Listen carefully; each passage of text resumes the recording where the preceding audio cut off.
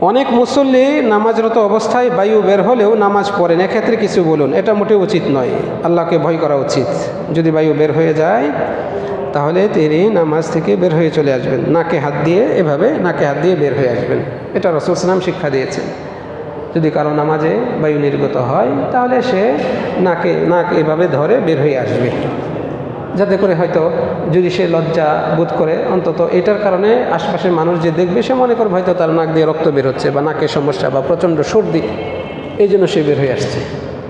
এটা একটা কৌশল রাসূল সাল্লাল্লাহু আলাইহি ওয়াসাল্লাম আমাদেরকে শিখিয়েছেন যে এরকম অবস্থায় বের হয়ে আসবে। কিন্তু এই ওযু নাই, বায়ু নির্গত হয়েছে, তারপরেও সে নামাজ পড়ছে, এটা বিনা ওযুতে নামাজ পড়ার শামিল, জেনে বুঝে যা ধোকার শামিল, এটা উচিত নয়, বরং আল্লাহকে ভয় করা উচিত।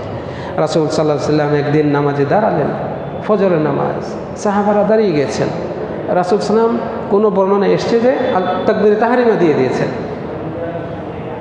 এরপরে মনে পড়লো তিনি তো জুনুবি অবস্থায়, অপবিত্র, স্ত্রীর সাথে সহবাস করেছেন রাত্রিবেলায়, গোসল করেন না। সাথে সাথে মনে হওয়ার পরে তিনি নামাজ ছেড়ে দিলেন।